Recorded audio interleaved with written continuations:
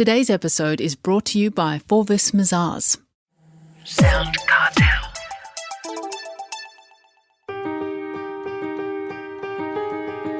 From SoundCartel, I'm Nicole Goodman, and this is Business Essentials Daily.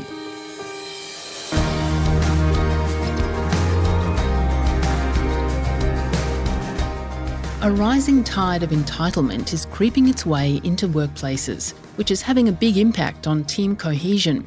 That observation is from Roxanne Calder, HR specialist and managing director of recruitment agency EST10. Perhaps we shouldn't be surprised. After all, she says, today's society perhaps overly encourages the individual, putting the group or team at risk. Chris Ashmore asks whether it's a generational thing.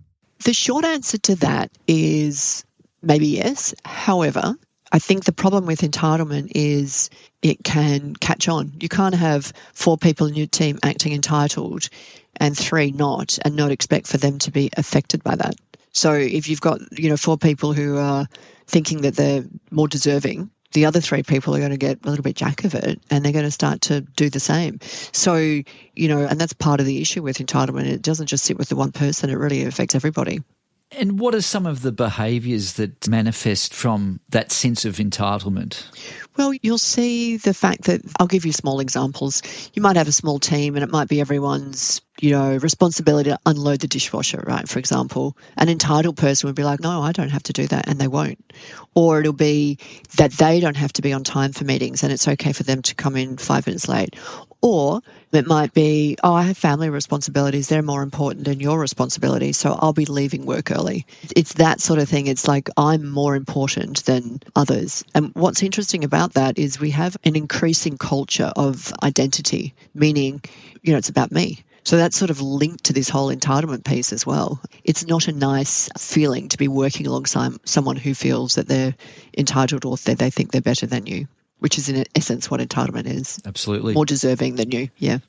And you mentioned, we touched on it before, how do those behaviours of an entitled employee affect the rest of the team?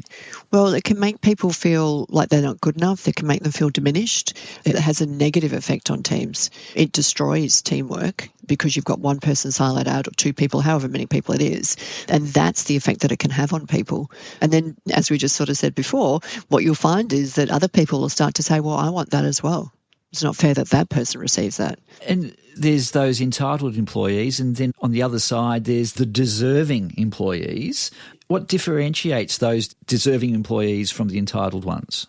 Well, a deserving employee will put in the effort, they'll try and they'll earn what they receive. And that's probably the main difference. They earn and deserve what they receive. They reciprocate with thanks and appreciation. Employees who are deserving show an interest in their job. They're more engaged. They're involved with the greater team. It's not just about them. They can be focused on themselves, but not at the expense of the group or the business or the team.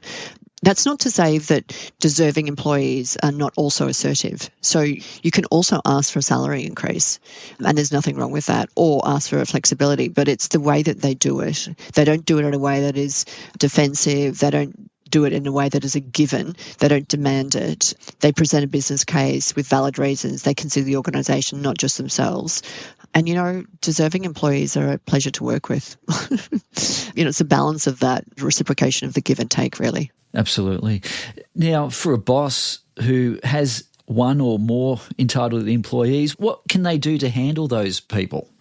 Yeah, so I think the first thing is to know the warning signs. So be aware of that.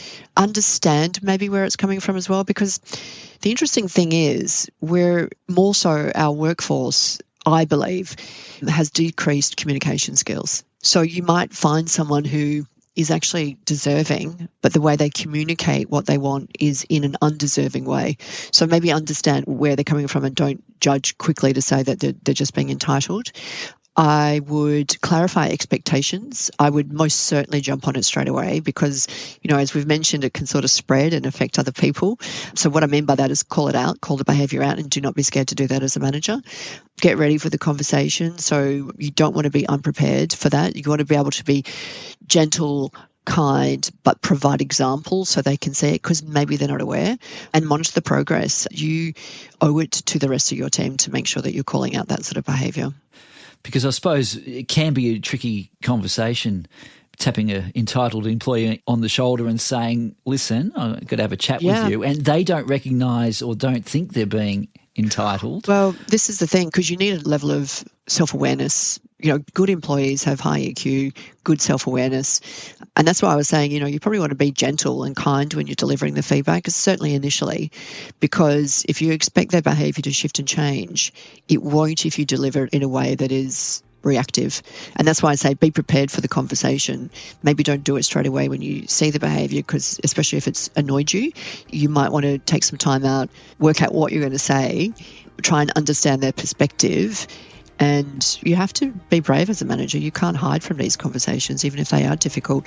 That's our job. That was Roxanne Calder, Managing Director of EST10.